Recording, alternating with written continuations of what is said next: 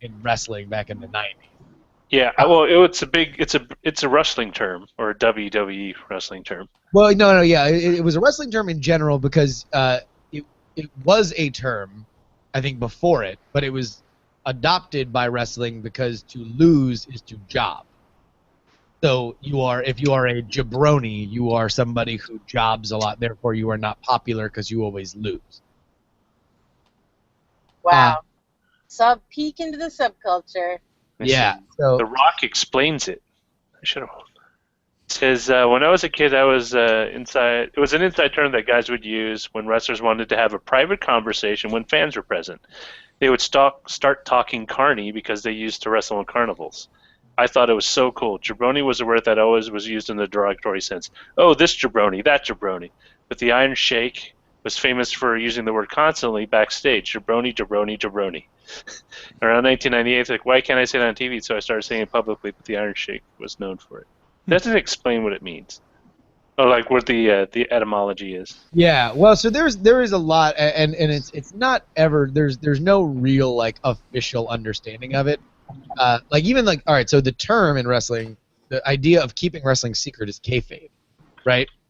But nobody knows where it came from or what it means or from what etymology it initially was introduced in. There was like this idea that maybe it was brought up through some of the other like languages of foreign wrestlers, or it was Polish, or is some mixture of Italian, or like my favorite definition is that it's just be fake in like pig Latin. But like so a lot of those terms that came out of there, like nobody really knows where it started. I mean, like it was an industry kind of totally built on secrecy and people not talking to each other, so there's a lot that's just kind of lost to history. Podcasters need that. Podcasters need to have language they can use that is totally inside baseball. By the way, I just realized your shirt, and I'm in love with it. Oh, the Smiths? Yeah. It's the best. It takes like people a couple of minutes to kind of get it, and then they start giggling. Yeah, well, because I saw it, I'm like, oh, I guess it's a Smiths t-shirt, and then I looked at him. Oh no, that's geez, oh no. I whip my hair back and forth in excitement. Yeah, whip my hair back and forth. All right, Jenny's gonna buy a car. Yep, I'm gonna go buy a car, but I'll be back. Justin and I are gonna do a show. Yes, yep. Here we go. If you would like to donate to the Daily Tech News Show, simply go to dailytechnewsshow.com/donate. Donate via Patreon monthly or just once via Bitcoin or PayPal. If you want a t-shirt, go to slashloop.com. Thank you. This is the Daily Tech News for Thursday, March 17th, 2016. I'm Tom Merritt. Joining me today, Mr. Justin Robert Young. Happy St. Patrick's Day. Oh man, I'm so excited. I've been watching basketball all day, doing shots at Jameson by myself, and so you got a little Irish in you, is what you're saying. Man, self-employment is just a lot like what I would do when I was depressed in college. Yeah, and as someone who is also self-employed, often very similar in many respects. Hey, we're going to talk about messaging. We got some new numbers from WeChat out there in China, and more of these trend pieces coming at us every day about bots on Messenger, brands on Messenger. We're gonna tackle that and find out which is light and which is heat in that trend. But let's start off with the headlines. Bloomberg reports 2 people familiar with the plans say executives at Alphabet have determined that its Boston Dynamic division is unlikely to produce a marketable product and have put the unit up for sale. That's right, folks. Google X getting rid of Boston Dynamics. Apparently, Boston Dynamics never actually folded into Google X. One of the sources tells Bloomberg that Toyota Research Institute and Amazon might be interested in this. And there's a whole bit, Justin, about some leaked emails and people talking about how the Boston Dynamics people didn't play well with the other roboticists in Google, et cetera, et cetera. That's a little more tangential, but kind of crazy with all of the press that Boston Dynamics gets for its advances for Google just to spit it out because they don't think it's marketable? That feels very un-Google/Alphabet like. Which is why the marketable thing strikes me as maybe a little justification-y, right? Because the idea with Boston Dynamics is that they're not, the Boston Dynamics was never going to compete with the HTC Vive and the Oculus for the holiday toy of the year, right? Like the idea, the promise of Boston Dynamics is that they become this next-gen Lockheed Martin or Halliburton or something where you are now relying on government contracts. So the idea of like, oh, it'll never produce a marketable product, yeah, maybe. Like you might never see anything with Boston Dynamics logo on it at Target, but that doesn't mean that there's not a bright future, especially for government and military purchasing, which is effectively what they are kind of marketing for. So this does seem to me like maybe people didn't get along inside the bubble. Yeah, it could just be a culture misfit, and they were looking for a good excuse. Makes sense. Sources tell CRN Apple started storing some of its iCloud data with Google last year. Most of its iCloud data is still stored with Amazon Web Services, although some of it is on Microsoft Azure. Apple has announced 3 data centers of its own opening soon. Now, a lot of people want to approach this, and rightly so, about like, oh, what is Apple's data strategy? If they bring it back in-house with one of those 3 new data centers, is that a good idea? And there's certainly a conversation to be had there. But what I find most interesting about this is that Google, which has aggressively been slashing prices to gain enterprise customers, was able to get Apple, which is a little cost-conscious right now around its data, to be honest, to sign on board. I mean, if anything, this story is, hey, guess what? Google is getting big customers. Yeah, no, I mean, certainly that makes sense, and it is the kind of, it's so funny because these names are so branded in people's minds as being competitors on certain levels, and you realize kind of how incestuous everything is when it comes to back-end cloud data storage. And also, as far as Apple goes, this seems like just storage redundancy on different platforms is just a good idea for them, considering iCloud has had some troubling history when it's come to people losing data or being locked out of it. Which makes me wonder if bringing the data centers back in-house will go as smoothly as they hope. I hope it does. But really good point about we tend to personify these brands and say like, Apple and Samsung in a big fight. Well, except for Apple buys a lot of semiconductors from Samsung. Or it's like, Amazon looking to strike at the heart of Netflix, except for the fact that Netflix hosts everything on Amazon Web Services. Yeah. Microsoft is releasing Windows 10 for phones today for selected Lumia handsets. We mentioned that was coming later in March. Well, it's later in March, and now it's coming. Carriers will make the update available on their own schedule, so it won't be a release date where you can just go and get it. However, you can download something called Update Advisor from the Windows Store, and that'll let you know when the upgrade is available for your handset. Users will get improved Outlook and Office, version of Cortana that's aligned with the desktop, and universal apps if they're not running a phone that already has Windows 10. There are a few of those out there as well. Lumia, man, that was a brand. I mean, I think we're going to get into a big kind of meta conversation about the waves of how things come, especially when it comes to messaging as a platform later in the show. But you just got to wonder, like, if Microsoft had a cohesive plan for the last 10 years, where would they be with mobile technology? Yeah, it feels like the switchover from Ballmer to Nadella, the sea change in smartphones that is catching everybody, including Android handset makers and Apple, all kind of combined to just take what was really building some good momentum in places like Europe, and I don't think it's killed it, but it's definitely stalled it out. And now I think Satya Nadella is saying, well, we're not going to dump that industry, but we're not going to pour the effort into it that Elop and Ballmer were. T-Mobile has added YouTube and Google Play Video to its Binge On service that doesn't count certain streaming services against a subscriber's data cap, and also optimizes all video at 480p for phone viewing. Google has been critical of the plan, but T-Mobile has agreed to make it clear what optimization means and give users an easier way to opt out either by SMS or at my.tmobile.com. Participating companies are also getting more control over how their streams are affected by the ability to opt out. Yeah, so before, everybody got downgraded to 480. And Yeah. then if you wanted to be in the plan where your stream didn't count against customer data caps, you had to allow T-Mobile to modify your stream. Yeah. It took me a while to wrap my head around all this. What Google was objecting to is we don't like T-Mobile messing with our stream. Yeah. Also, we don't like that we have to get downgraded to all your customers, you know, and yes, they can opt out of Binge On, which then will give them the video at full bit rate, but also count against their data cap. It's an incredibly baroque system here. And what Google has got T-Mobile to do is say, okay, you as a streamer can opt out of the 480 thing, even in the Binge On if you want. And you as a participant in this can, if you know, follow a few standards, and then you can modify the stream yourself. That's fine.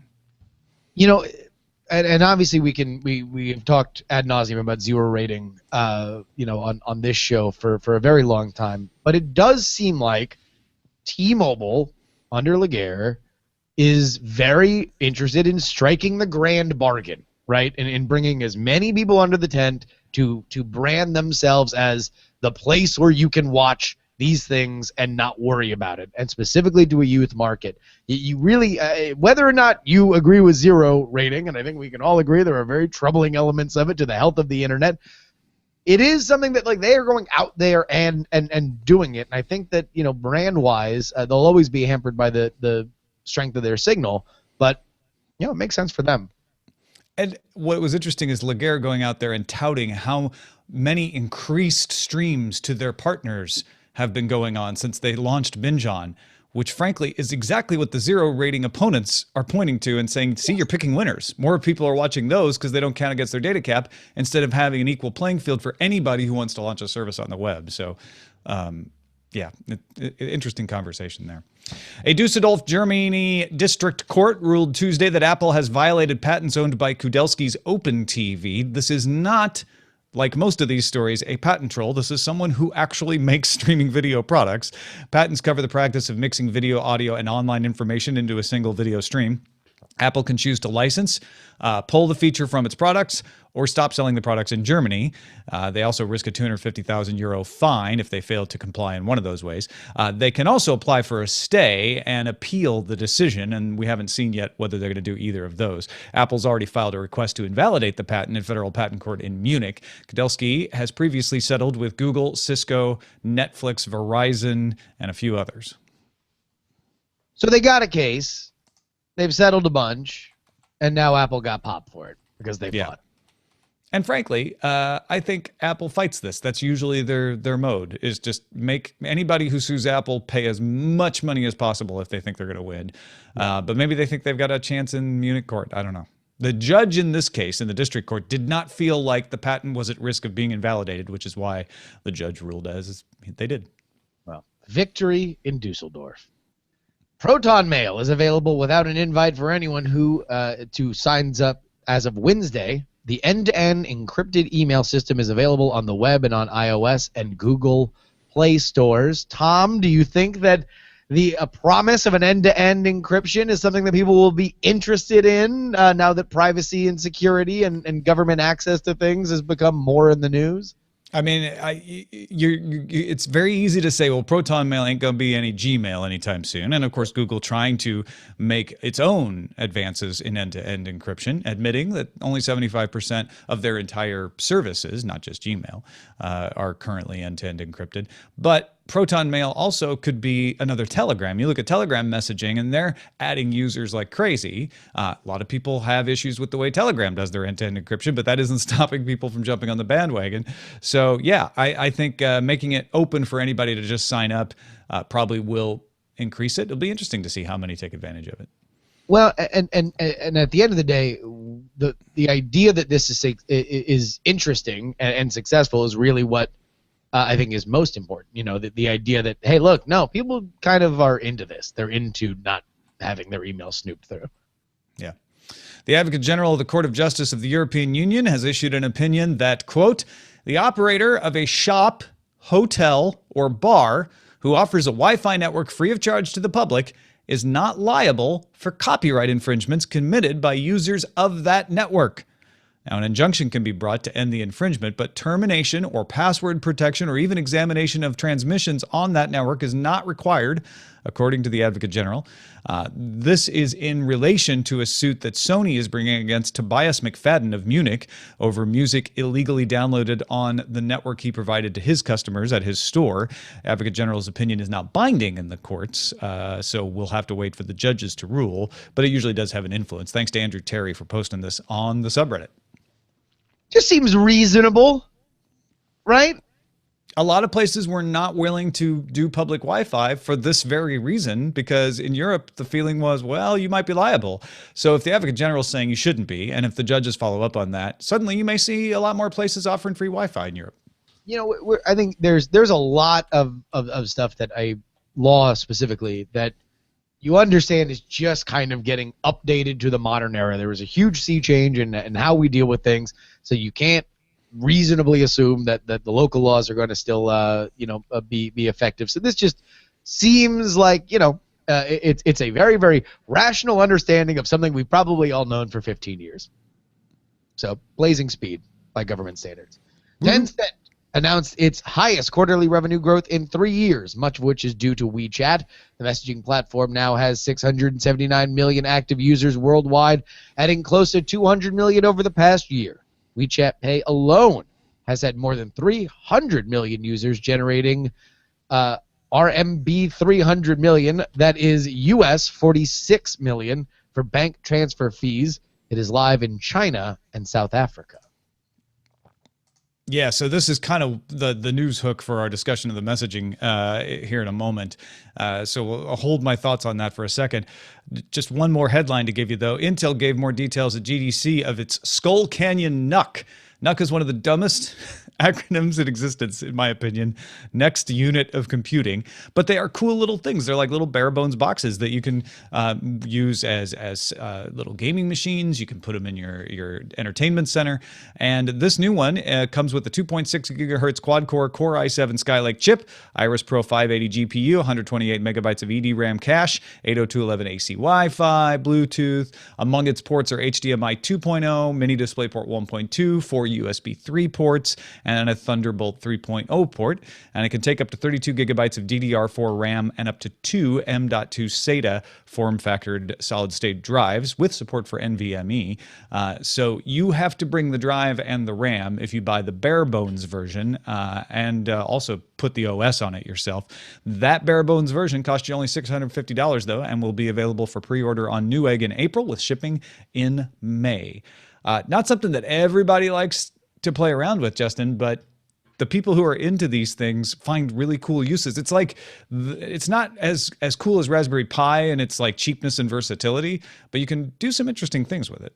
Yeah. No, I think this is going to be I don't know what's going to be that's going to come out of here that's going to be super awesome. I know something will come out of here that's super awesome. And by the way, big shout out to GDC. I feel like their footprint has been oversized compared to other years. Yeah, for sure. Especially when you see it right after South by Southwest, which used to generate a lot more interesting stuff, and seems to have declined in that department anyway.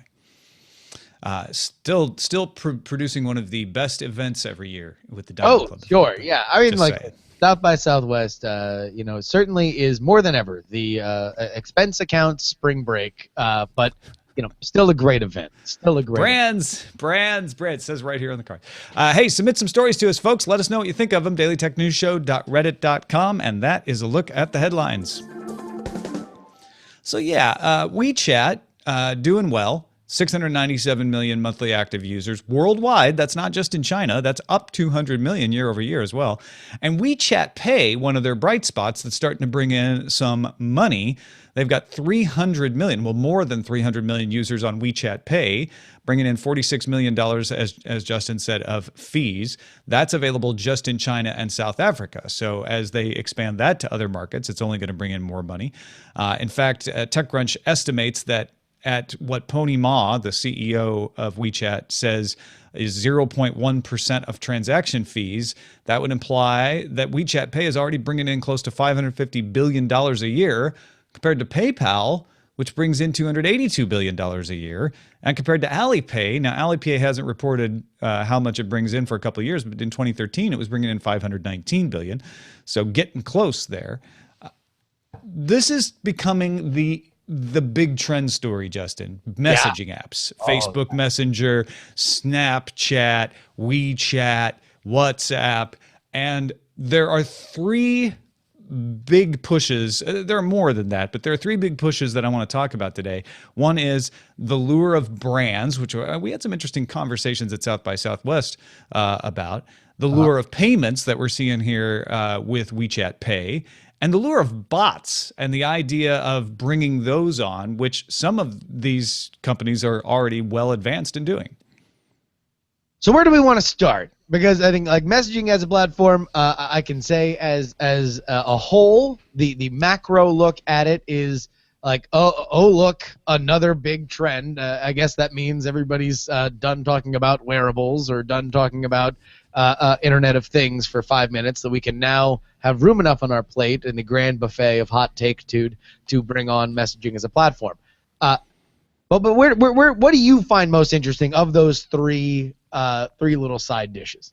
Well, the brand one, depending on who you talk to, people are going to say the messaging apps are a stupid place for brands, or they're going to say, I don't know, Line launched a brand messenger in February. Line at Snapchat and Path Talk have been taking on brands and doing interesting things. WhatsApp is bringing on brands even, and they're pretty simple. Seems to be the thing to do, but nobody really knows how successful it is, or even really how to measure the success. Payments seems like dead simple. Like, yeah, if you can get people to start using payments, it's native. They're already talking to their friends. The friend says, hey, can you give me that $10 you owe me? Boom, do it in the payment app. That makes sense. Line has it. Facebook is even offering peer-to-peer payments in the US. They plan to expand that. So bots seems to be the next wave. That seems to be where things start to get interesting, because it can involve payments. It can involve brand services and customer service and ordering taxis. In fact, WeChat already partnered up with Didi Kuwati to do some really easy taxi ordering on the platform. So let's you're right, because I think bots are easily the most interesting element of it, and here's why. People love these messaging services because it gets them away from brand saturated places, right? It gets you away from Facebook, it gets you away from Twitter, it gets you away from all these places that say, hey, we're going to monetize you by putting more displays in front of your face. So now, of course, with brands, with in general display advertising showing more and more weakness, they say, okay, well, where are the kids? Here are the kids. Let's go where the kids are. And yet, the bot idea, the idea of the invisible whisper that you can either keep between friends or have be only facing to you, because the bot structure is so flexible and has the ability with fairly little overhead for somebody to develop a bot. Again, bot doesn't need to be an app in that it doesn't need to have a user interface. A bot doesn't need to have a marketing budget necessarily, right? It doesn't need necessarily to even have a huge growth trajectory, because it's fairly easy to make and can be done with a fairly simple small team.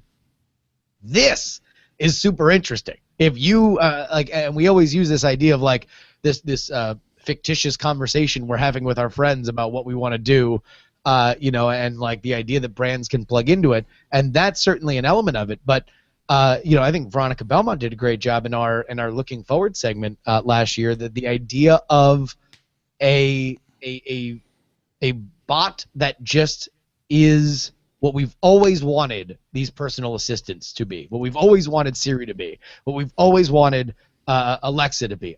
Alexa, do you know what a bot is? I think that's a great answer. Thank you, Amazon Echo.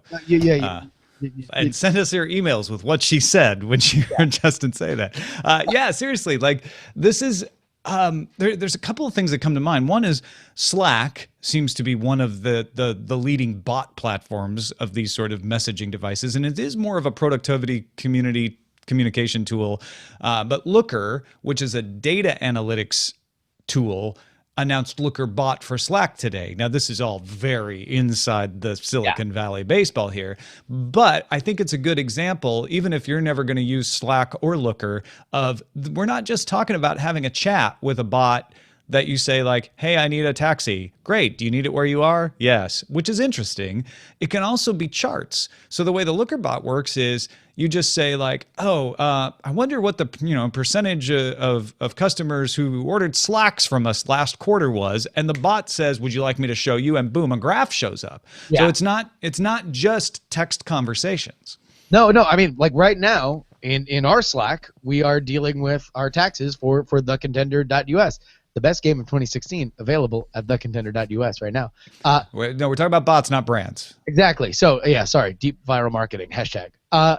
They're right now. So like we were trying to figure out where we sold stuff, and if we sold it in California, if we sold it outside of California. There's no reason why we can't plug in our Amazon and we can't plug in our Shopify and have a bot immediately pull all that up with exact precision and accuracy. This is.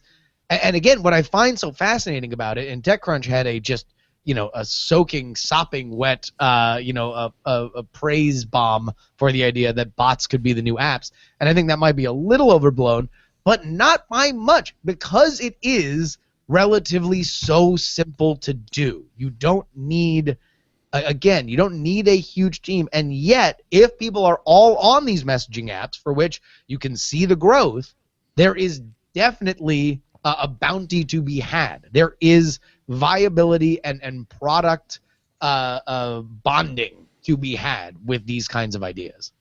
Well, and it continues this trend, and it's elegant to look at it this way. I'm not sure how accurate it is, but it's a pattern recognition thing.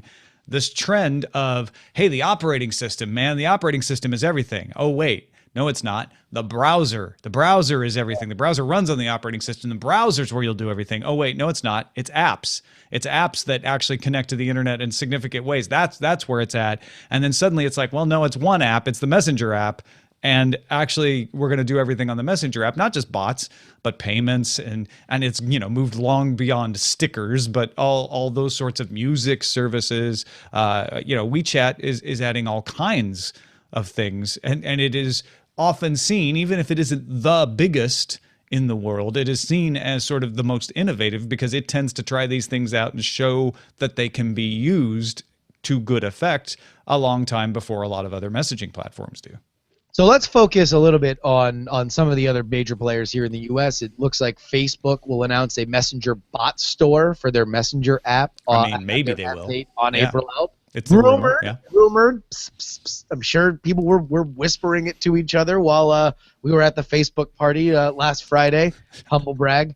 Do you think that the Messenger app could be the big introduction to the bot revolution for the U.S. market?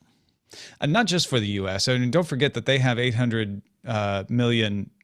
What is it that they have? They have something like 800. Is it million or billion? I'm suddenly blanking on this, but they have 800 million monthly active users. There it is for Facebook Messenger worldwide. So everywhere that isn't already, Telegram announced their bot platform last June, but as we talked about, that's just a slice of people who are interested in security, but not critical of the way Telegram enacts it, taking part in that.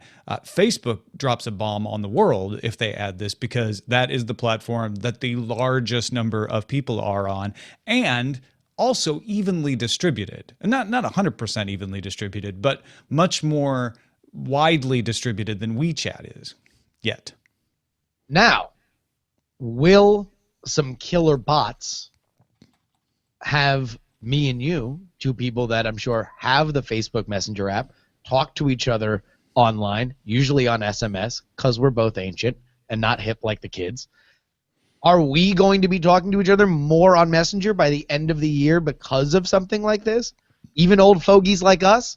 Right. Is going to have that aura, that halo effect where we are starting to use it because, like, well, this is actually a lot easier way to call an Uber, or, I've been ordering my food on it and it's great.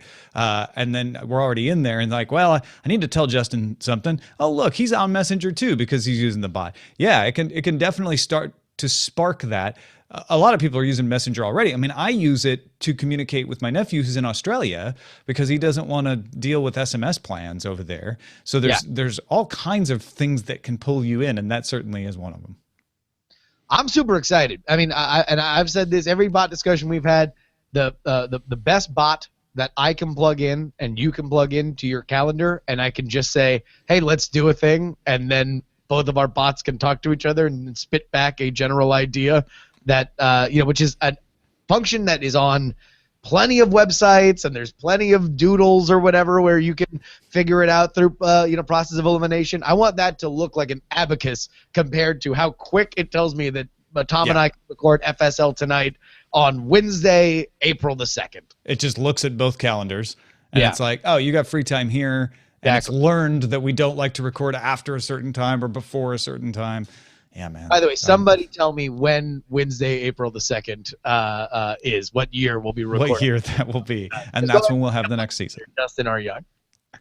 Hey, our pick of the day comes from Michael. It's called N1 by Nihilus, Nylas at nihilus.com. Michael says it's an open source extensible email client for Windows, Linux, and OS X. Nihilus is integrating many of the best features of other email solutions like Inbox by Google and adding some additional features through plugins that leverage their own products and servers. Some of the plugins share info with Nihilus, but the plugins are optional if you don't want to do that. The app has a nice design and is changing my expectations of what a desktop email client can be. That's nihilus.com at nylas.com. And I have to say, like, it felt like the desktop email client might be on its way out, but this is a pretty sweet looking one here. Yeah, I'm always into a good desktop email client. I feel like I've fallen into Inbox just as a browser, but I don't know if that's the healthiest for me, because it always this persistent beacon on my browser telling me I'm not doing my job by reading about wrestling on Reddit. Yeah. I always have a problem with something that isn't cross-platform. So the only part of this that bugs me at all is the idea that I'd have to use a different email client on iOS and Android. But honestly, I already do that. I already use a different email client on iOS and Android than I use on my desktop anyway. Even with webmail. So check it out, folks. It's an interesting one. We haven't tried it, but Michael likes it. Send your picks to us, folks. Feedback at dailytechnewsshow.com. You can find more picks at dailytechnewsshow.com/picks. A couple of messages before we get out of here. Brandon wanted to chime in about the cross-platform talk that we were having about Xbox now making it so that PC folks can play multiplayer games against Xbox One games, and saying, hey, Sony, you can do this too. And then Sony the next day saying, yeah, we're happy to talk to anybody who wants to do this, not mentioning Microsoft by name. Brandon wants to point out that Sony had already been doing this, as we mentioned, but he wanted to clarify that developers have been doing this as well. Sony has allowed them to do it. Final Fantasy XI, for instance, connected PC, PS3, and Xbox 360 to the same servers. Sony was involved with the PS3 version because it used their networks, and Microsoft was involved with the Xbox version. However, I believe that the official servers players connected to were hosted by Square Enix, the maker of the game, and not Sony or Xbox. What Microsoft is doing is saying, we are opening the Xbox Live network to run with the PlayStation network. Now, normally, if you want to run a game on Xbox Live, you have to use their servers that only allow the traffic for their game. What this boils down to is developers have to be able to connect their game to the same server through the different consoles. That hasn't been the easiest thing to do, and Microsoft is saying that they are willing to provide the tools to do it. So a very good framing of that. Thank you, Brandon, for writing in and explaining that, because Sony might not want you to be connecting to an Xbox server to play a game on the PS4 because they want to capture that data. Yeah, it's amazing what happens when an industry that has ridden so high for so long now looks to the future and says, "Oh wow, look, here are things that gamers haven't really even necessarily pined for because it has so long been thought to be impossible, and now here we go, let's go ahead and think about this." And yet in the undergrowth you've had all these little solutions that are now going to be harder to wrangle because they didn't make a decision early on to say, hey, look, bigger, wider networks for people to play these games together are better than smaller closed networks. Well, and it would have been, like, hindsight's 2020, right? It would have been great if some third party, like an Amazon Web Services thing, said, we're the place to host the games. Microsoft, don't worry, you don't got to build it. Sony, you don't either. Neither do you, Square Enix, neither do you, Blizzard, and everybody can play together if you want to allow it. And then it just becomes a marketing decision whether you want to allow it or not as a game maker or a platform. Yeah, well, again, hindsight. Alex from Olympic Rio, because the Olympics are happening in Rio, suggests another challenge for AI. He's like, AI seems to be doing pretty good with Go. We're obviously probably still going to see another match against the reigning Go champion. But Alex says, how about another suggestion? The game Diplomacy. He says, diplomacy is a game where players have to negotiate peace deals, ask and give support, and most important of all, lie, backstab, and betray your friends. A computer playing diplomacy would be a board game Turing test, because it's not only enough to be able to come up with the optimal strategy, it's also essential for the player to assess when to trust others and then how to deceive them. This is fascinating, and a big shout out to Rio for Alex for bringing this up. This would be amazing again, and for people who don't understand how legit diplomacy is. Diplomacy, the favorite game, as stated in many interviews by Henry Kissinger, one of the foremost diplomats in American history.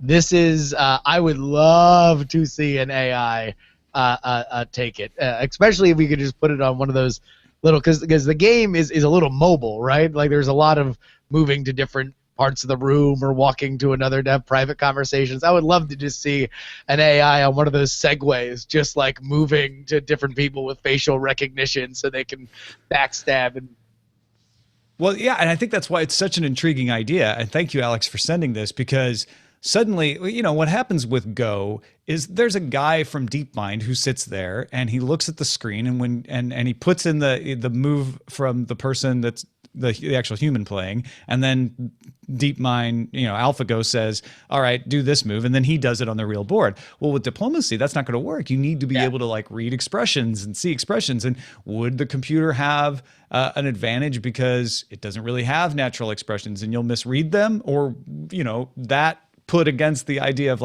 how well can it read expressions? How well can it lie? Or can it break it down to a more algorithmic level and say, you want to know what? Maybe facial expressions are unreliable. Maybe we get more bad data from people trying to throw you off the scent, and really it needs to focus on asking simple questions. Do you? Will you? Can you? And if yes or no, match it all against each other, and then just see where it goes out. I love the idea of Henry Kissinger and the diplomacy bot just rolling around and having a good time. The Kissinger bot will be what we call that one. Fantastic. Thank you, Alex. Keep your emails coming, folks. Feedback at dailytechnewsshow.com. Thank you, Justin Robert Young, for joining us, of course. You can find Justin on the interwebs at all kinds of places. Where's the best place for folks to find what you're up to? Easiest way to find me is twitter.com/Justin R. Young. I'll actually be this weekend, if you're at the Silicon Valley Comic-Con, I will be not only just hanging around, I'll be creepily leering over my friend Andrew Main's shoulders, who will be doing all sorts of stuff down there. But also, this Sunday at 3 p.m., I believe, I'm going to be one of the panelists on Rebecca Watson's Quizatron. It's a very, very fun quiz game, and I think anybody who is going to Silicon Valley Comic-Con would be well served to enjoy it. Definitely go check that out. Big thanks to everybody who supports the show, dailytechnewsshow.com/support. If you would like to be one of those people, we are entirely listener supported, viewer supported. Patreon.com/DTNS is where you can support us on an ongoing basis. But honestly, if you can't afford that, or if you're already doing that, just tell somebody about the show.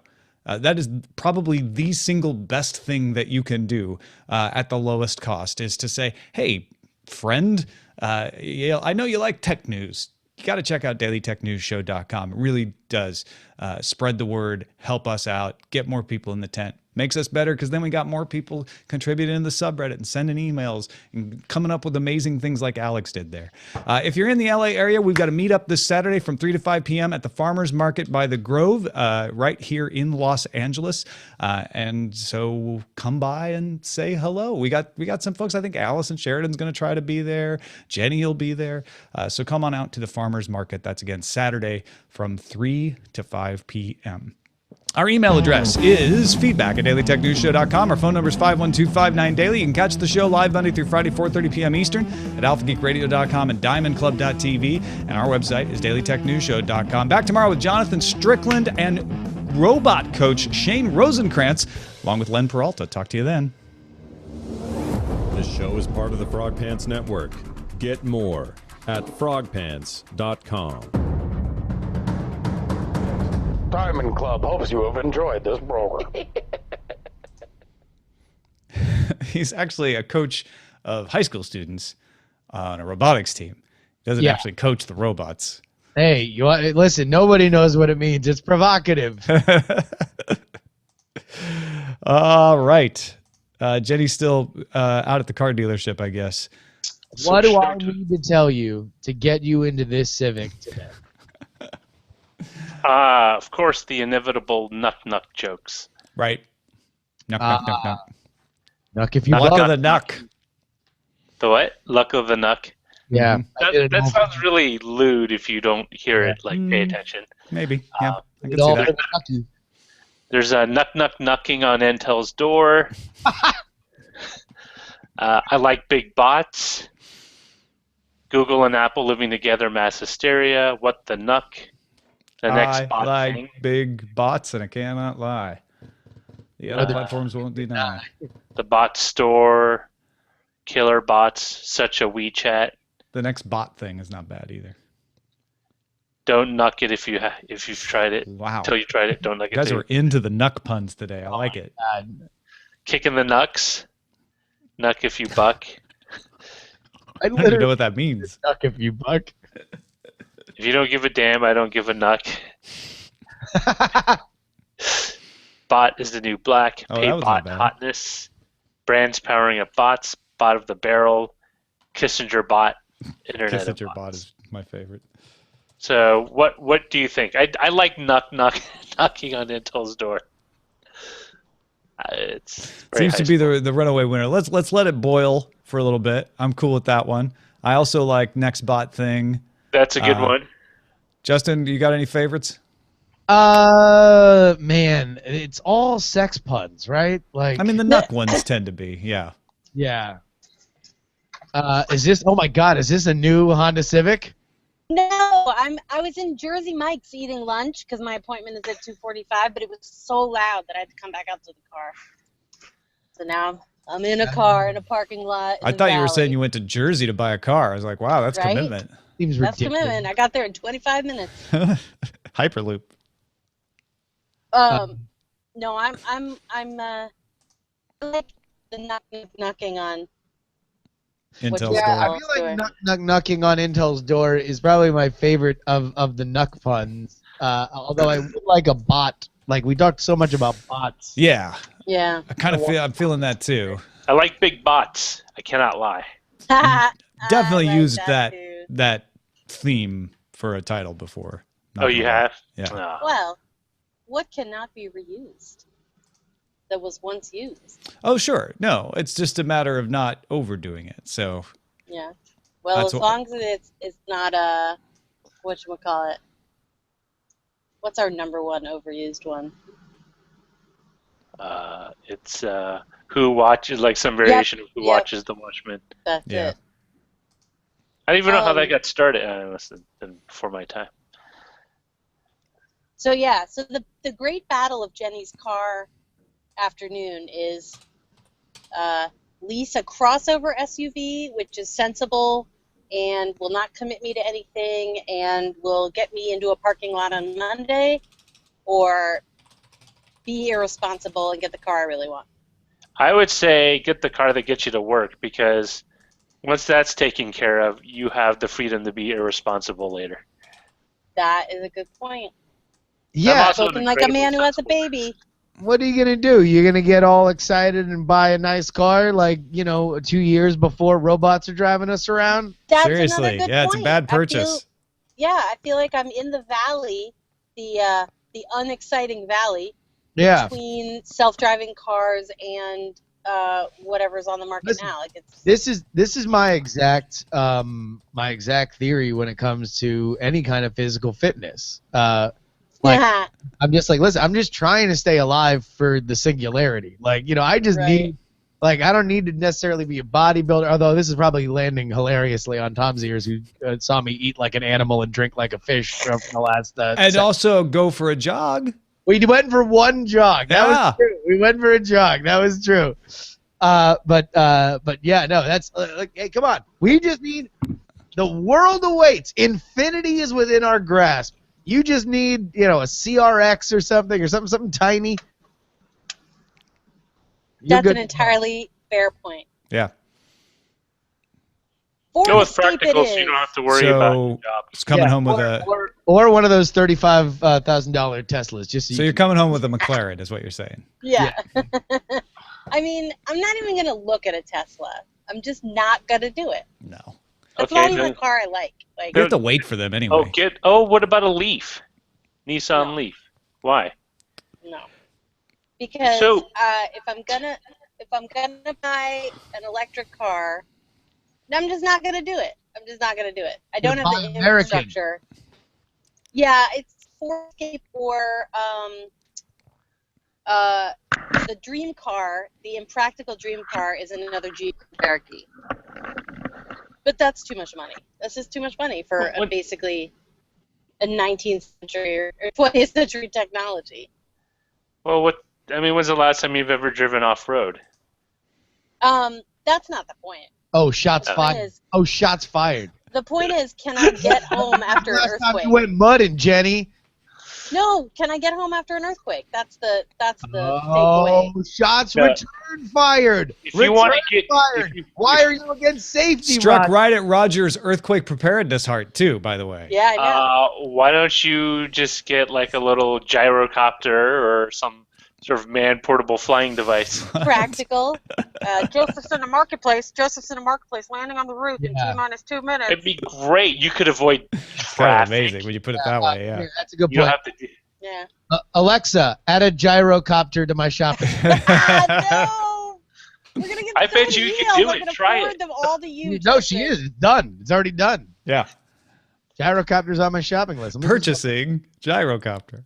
Wait, no, I just said add it to the shopping list. You know you want it. You know what's funny is you say that and it gives you an automated gyro making machine, like a Euro making machine. Which honestly sounds great too. Yeah. Stick the meat and vegetables in one end, and you have dinner come out on the other. Put that big lamb spigot thing in the middle. Oh man, these are all drones. Oh. Knock that off, man. I'm trying to get Rocketeer up in this bitch. This boss. Or live by the shore and just live on a boat like they did on Simon and Simon, Riptide. Wow. Went from Simon and Simon to Riptide. Like, that obscure was like to obscure. Amazing. That was like on a boat. less successful buddy cop show. Hey, by the way, anybody here watching the OJ show? Oh yeah. Jenny's a big fan. Yeah. Oh my God. Doc, since this is the last after show you're going to be on, can we just turn the rest of this into talking about the OJ show? So the only problem is we're one episode behind. We haven't watched the most recent episode. That's fine. Neither have I. Okay. Neither have I. I was 2 episodes behind, and I watched the Marcia Clark centric. Yes. Oh my God. Oh my God. Like that's an Emmy for Sarah Paulson. It's an Emmy, and it's a stab at the heart of just so much. Like it just made me cry. It made me cry. I won't lie. It just felt so. You know how you just watch a public figure when you're watching them in the spotlight, and you have all sorts of ill-informed. I wasn't pro or anti anything in that case. I was too young to care, whatever, and I didn't really get into it because I didn't live here at the time, and I didn't have a vested interest. But man, when you see the humanity on all sides, just incredible. Well, and it was new culturally. right? Which is Yeah. part of the point of the show, is that like not everybody hadn't really realized exactly what this was. This was really the birth of celebrity culture. Before was all about praising the celebrity, and then celebrity culture afterward became about deconstructing the celebrity. Yeah. And so this It's why they have the Kardashians in there all the time. It makes total sense. Which, oh geez, how subtle. Just know. like come on, Ryan Murphy, like Cause effect. exactly. It's just about, as subtle as a medley on Glee. But, Ask your parents, kids. yeah. but it makes a lot of sense, and it's really, really well done. But Sarah Paulson, man, I was just blown away during that episode. She is Yeah, magnificent. she's always been great. She's always been so good, and you can kind of tell where, like, her pedigree of, like, Aaron Sorkin, David Milch, like some of the best writers on television and film have looked at her and said, like, yes, no, she's the one we want to deliver our dialogue. Here's the funny thing, though. When she was on the Sorkin show on the Studio 60, her character was so poorly written that I feel like it did her, in my eyes, unjustified damage because the character was so poor. But he was the main character on Studio 60, right? Well, she was one of the two female bots created by Aaron Sorkin to impersonate a woman. All right, listen, hold on. Stop me if you heard this one. It's this Aaron Sorkin show where there's a troubled and great man, and then there's a woman who don't take no jive, and only when he understands the humanity of the woman who doesn't take no jive can this troubled man who's making all sorts of mistakes, although his creativity has surpassed all bounds, does he realize that indeed he has flaws? Oh wait, that's Newswing Radio, right? Okay, a little bit of that, and a little bit of Steve Jobs, and a little bit. You've watched the supercut, right? Of all the lines that come up, and it's just my favorite. But don't talk to me like I'm other people. Do you know that Josh Molina and someone else are doing a West Wing a day or week podcast? Yeah, where they're just going through all the 156 episodes. Amazing. Yeah. If I could pronounce that word with a bunch of O's and B's about what happens when a snake comes around and eats itself, that's how I would describe it. The West Wing stars now do a podcast about starring in the West Wing. Because they all just want to go back, wouldn't you? Wouldn't you want to go back to that show? But updated for this crazy, like, if I were Tommy Schlamme, I'd be pitching that around the world right now. Because it makes sense. There's all you got is a bunch of people asking you about this one time in your life, right? So I'd be upset about it and say, no, but didn't you watch my guest star on iZombie last week? Or But Josh Molina's on the #1 buzziest hit show on ABC, so he has nothing to prove. He can just enjoy himself. Like, he's got a great guest star, a recurring role. It's like right in the zeitgeist, so it's not like he's out of it, and so he can do that. And he's so smart and so funny. Yeah, I think it's such a great idea. On a daily basis, he goes to the airport. How many people ask him about whatever the buzzy new show on ABC is, and how many people ask him about West Wing? Scandal?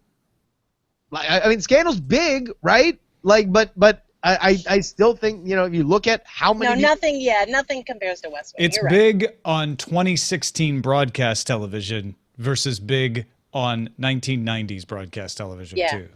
You're right, and that's another thing. The medium has diminished, and that's why these shows loom so large. But no, I think that's brilliant. But real quick, the OJ thing, I think it's so remarkable how well they capture that 1990s LA kind of vibe. And I lived in Southern California probably 3 years before that as a kid, but it all rings so true. And I always used to remember because my mom has similar hair to Marcia Clark, and so I always was sympathetic to the idea that everybody used to make fun of Marcia Clark's hair. Now she never went, as they so eloquently called it on the show, full Rick James. But there was that one element. I've loved it. I've eaten it up. I've never wanted to if anybody's listening judge. doesn't get it, this is not a documentary. No. This is if you didn't pick that up. Although, by the way, it's amazing. ESPN 30 for 30 is apparently working on a 6-part documentary that anyone who's seen it says is the best thing ESPN has ever done. Wow. Like, there is new information to the OJ case in this 6-part documentary, apparently. Tom, do you have to go, or you? Did you? Yeah, I am done. I am out of the post. Okay. I'm good on time, so Okay. I'm not Then rushing. Can I have one more? Yeah, Can go I for have it. the floor for one more OJ comment? The chair recognizes just- Jenny Josephson. Can we just give a huge shout out to the guy playing Darden, Sterling K. Brown? He is killing that role. He makes me cry every time I see him because he's just so thoughtful, and knowing what's coming is so painful. Yeah. Like,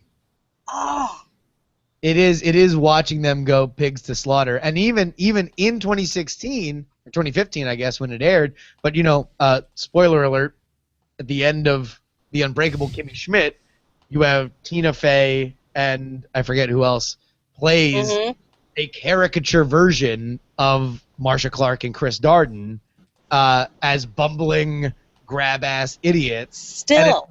Even now, even in 2015, when it's like you just see these people and they're like, yeah, no, we had the slam dunk case of the century, and this tidal wave just engulfed them and the whole nation. And I thought that last episode was just such a great example of just sort of like how far subtly we've kind of come in understanding gender, right? Like that there is this one, like, it's like, oh wait, no, we have made progress, because like even the idea of like the radio station saying like Marcia Clark, bitch or babe, call in. It's like, oh geez, like that even just feels weird to hear that that's a dichotomy, or that's a thing that people want to call in about. Like that's just so weird. It is. It's watching a bunch of people on a massive earthquake paradigm shift that they don't understand is coming, that we're all living in right now. And that's what makes it so painful, because these people are living and doing the right thing in their world. And the defense understood it just a little bit more. And also, like, I can't say enough about Courtney B. Vance as Johnny Cochran. Like, I cannot say enough. Every episode, he's become more Johnny Cochran. Oh, it's amazing. And they're doing such a good job. The one thing for people who are, like, by now super annoyed that we've been talking about this for so long, I will say to you, the one thing it does is it presents everybody's authentic feeling about why they're right. And that's the best kind of storytelling. It shows you flashbacks of their point of view. It shows you why they don't understand. It shows you, like in 1 second, a guy telling Marcia Clark that it's awful how sexist people are being to her, and then the next second offering her an also image go consultant. get a haircut. Yeah, like, it's just amazing. And then John Travolta, I can't even get into because he's so the hands are so perfect. I mean, just John Travolta, who is this otherworldly alien creature, playing Shapiro, who is this otherworldly alien creature. Yeah. It's like watching a salamander impersonate a moose credibly. Like, just fantastic. And on that note, folks, thanks for watching the Daily Tech Happy St. Patrick's FX Day. Show. Yeah.